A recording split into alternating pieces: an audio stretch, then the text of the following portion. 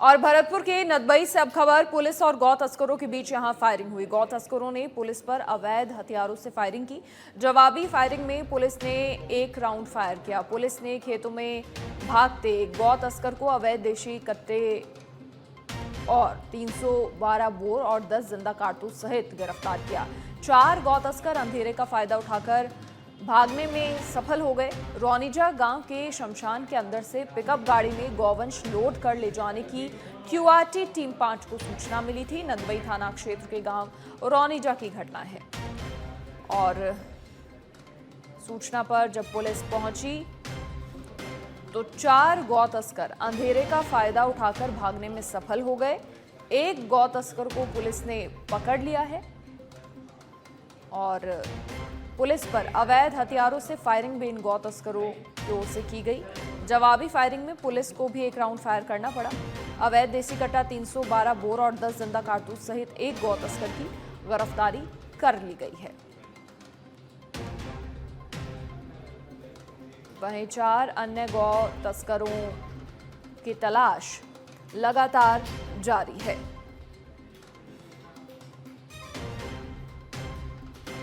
Police और गौ तस्करों के बीच फायरिंग देखने को मिली।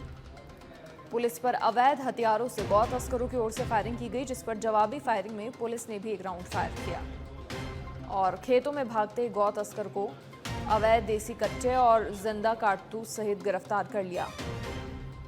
अधिक जानकारी के लिए सहयोगी संदीप फोनलाइन पर जुड़ गए हैं। संदीप, क्या कुछ पूरी जानकारी? देखिए, गौ तस्करी की घटनाएं लगातार बढ़ती जा रही हैं। ऐसे में खबरें ये भी सामने आती हैं, लगातार पुलिस भी एक्टिव मोड में उनके खिलाफ नजर आती है। क्या कुछ सूचना पुलिस को मिली थी और उसके बाद ये कार्रवाई की गई? जी, मैं आपको बता देता हूं कि भरतपुर जिले के नदबई थाना क्षेत्र का रौनीजा गांव है, जिस गांव के अंदर पुलिस को मुखबिर से सूचना मिली थी कि गांव के शमशान में एक पिकअप गाड़ी में 6 गौवंश को कुछ गौ तस्कर लद के ले जा रहे हैं, जिस पर क्यूआरटी 5 के इंचार्ज सुरज्ञानी मीणा अपनी टीम के साथ मौके पर पहुंचे और उन्होंने गौ तस्करों को सरेंडर करने के लिए कहा। अभी गौ तस्करों की तरफ से पुलिस पर फायर कर दिए। गौ तस्करों ने अपनी तरफ से अवैध हथियारों से 4 राउंड फायर किए थे, जिसमें जवाबी कार्रवाई में क्यूआरटी टीम ने एक फायर गौ तस्करों पर किया गया, जिसके दौरान गौ तस्कर अंधेरे का फायदा उठाकर 4 गौ तस्कर मौके से फरार हो गए और एक गौ तस्कर को पुलिस ने खेतों में पीछा कर पकड़ लिया। वहीं देखने वाली बात यह है कि गौ तस्करों के द्वारा जिले में पूर्व में भी कई सारी फायरिंग की घटनाएं कर दी गई हैं। जिस प्रकार से भरतपुर रेंज आईजी की तरफ से और जिला पुलिस अधीक्षक की ओर से क्यूआरटी टीमों का गठन किया गया है, जो बार बार गौ तस्करों के खिलाफ कार्रवाई करते हैं। इस दौरान पुलिस के द्वारा बताया गया है कि जो फरार गौ तस्कर हैं वो 2 हरियाणा के और 2 नगर थाना क्षेत्र के थून गांव के बताए हैं। वहीं पुलिस की जो प्रथम पूछताछ में जो आरोपी है वो किसी स्थानीय सरपंच का भी नाम ले रहा है कि उसके सहयोग से हम यहाँ पर गौ तस्करी के लिए आते हैं। जी मैम। तो फिलहाल जो फरार हुए थे गौ तस्कर, उन्हें पकड़ने के प्रयास जारी हैं, क्योंकि अगर वो वहां से फरार हुए तो निश्चित तौर पर, क्योंकि गौ तस्करी इनका प्रमुख एजेंडा कहीं ना कहीं होता है और जिस तरीके से आपने बताया किसी सरपंच का भी नाम सामने आ रहा है, तो फिर वो कहीं और वारदातों को अंजाम देंगे। बिल्कुल, पुलिस की तरफ से नाकाबंदी कराई गई है और जिस प्रकार जो गौ तस्कर पकड़ गया है उससे उनके बारे में पहचान कराई जा रही है और उनके जो आरोपी हैं उनके नाम पूर्णतः पुलिस के पास में आ गए और पुलिस टीम गठन करके उनकी गिरफ्तारी के प्रयास कर रही है और पुलिस ने इलाके में नाकाबंदी करा रखी है। जी चलिए, शुक्रिया जानकारी साझा करने के लिए आपका। और अब करौली के इंडौन सिटी से खबर, जहां अवैध खनन के खिलाफ पुलिस की बड़ी कार्रवाई सामने आई है। सदर थाना पुलिस ने पकड़े पत्थरों से भरे 12 ट्रक खरेटा रोड पर की गई अवैध खनन और परिवहन के खिलाफ कार्रवाई। एसपी ब्रजेश ज्योति उपाध्याय के निर्देशन में ये कार्रवाई हुई।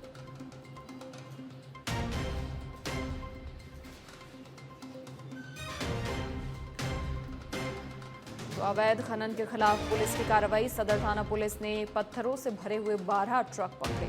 खरेटा रोड पर अवैध खनन और परिवहन के खिलाफ ये कार्रवाई की गई।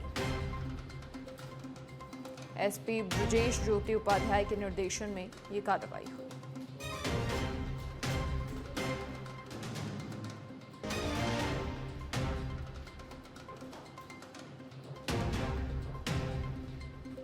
अवैध खनन के खिलाफ पुलिस की ये बड़ी कार्रवाई सामने आई है। पत्थरों से भरे हुए 12 ट्रक पुलिस ने पकड़े।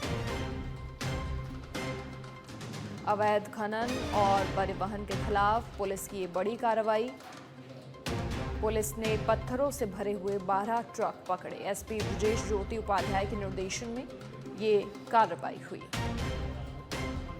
करौली के हिंडौन सिटी से ये खबर।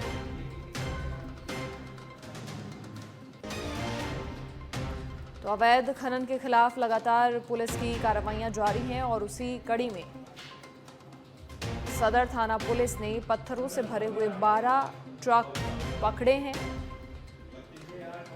और खरेटा रोड पर अवैध खनन और परिवहन के खिलाफ ये कार्रवाई की गई। एसपी ब्रजेश ज्योति उपाध्याय के निर्देशन में ये कार्रवाई हुई।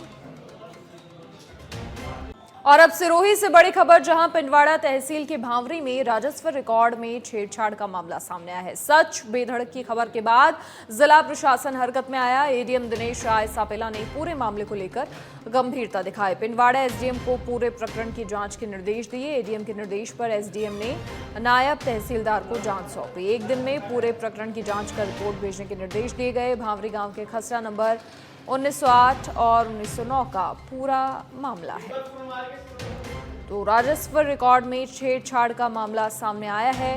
पिंडवाड़ा एसडीएम को पूरे प्रकरण की जांच के निर्देश दिए गए हैं। सच बेधड़क की खबर का बड़ा असर हुआ है। एडीएम के निर्देश पर एसडीएम ने नायब तहसीलदार को जांच सौंपी है। एक दिन में पूरे प्रकरण की जांच कर रिपोर्ट भेजने के निर्देश दिए गए हैं। राजस्व रिकॉर्ड में छेड़छाड़ का मामला सामने आया है। अधिक जानकारी के लिए सहयोगी विक्रम फोन लाइन पर जुड़ गए हैं। विक्रम, क्या कुछ ये पूरा मामला है जिस पर अब पूरे जांच के निर्देश दिए गए हैं? बिल्कुल बताना चाहूंगा, ये पिंडवाड़ा तहसील क्षेत्र का जो भावरी गांव है, भावरी गांव का जो खसरा नंबर 1908 और 1909 जो दो खसरे हैं, दोनों खसरों को अदला बदली कर दिया है।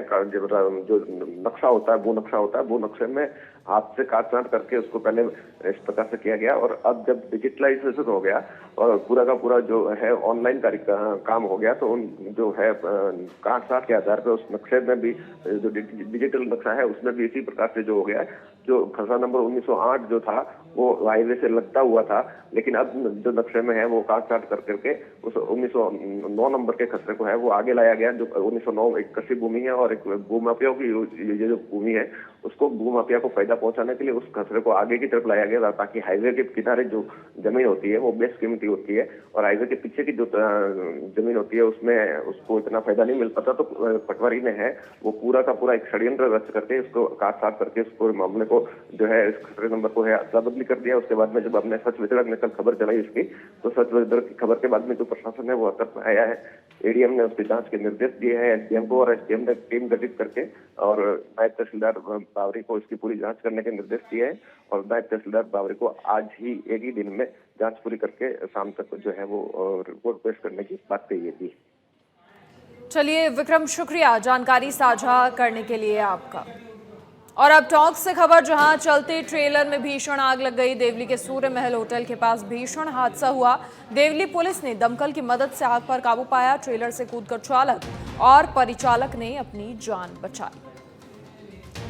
टोंक से खबर, जहां चलते ट्रेलर में भीषण आग लग गई। सूर्य महल होटल के पास ही भीषण हादसा हुआ और दमकल की मदद से आग पर काबू पाया गया। ट्रेलर से कूदकर चालक और परिचालक ने अपनी जान बचाई। खबर झुंझुनू के खेतड़ी उपखंड से है, जहां पर कोलिहान नगर में कुंभाराम लिफ्ट परियोजना की पेयजल सप्लाई टंकी ओवरफ्लो हो गई, जिससे 1.5 घंटे में करीब 20,000 लीटर पानी व्यर्थ बह गया। पाइपलाइन से पानी निकल जाने से पेयजल सप्लाई भी पूर्ण रूप से नहीं हो पा रही। आपको बता दें, कुंभाराम परियोजना की ओर से 2 दिन पहले ही एक आदेश जारी कर सप्लाई कम होने के आदेश दिए थे, लेकिन अब यहां व्यर्थ पानी बहाया जा रहा है। वहीं जब लोगों ने परियोजना के कर्मचारियों से बातचीत की तो कर्मचारियों की तरफ से कोई कार्रवाई नहीं की गई।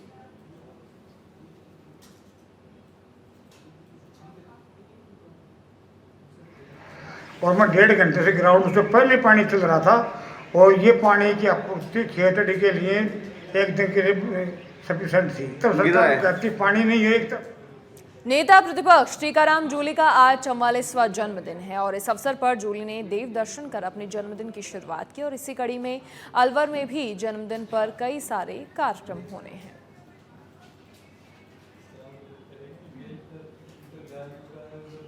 बांसवाड़ा में बीती रात को शहर के रतलाम रोड स्थित वाटिका में एक अज्ञात बदमाश ने एक महिला का पर्स छीनने की कोशिश की। हालांकि वाटिका में मौजूद लोगों ने उसे पकड़ लिया और इस घटना की सूचना वाटिका के मालिक जावेद मंसूरी ने कोतवाली थाना पुलिस को दी। फिलहाल पुलिस ने आरोपी को हिरासत में ले लिया है और मामले में आगे की कार्रवाई में जुट गई है।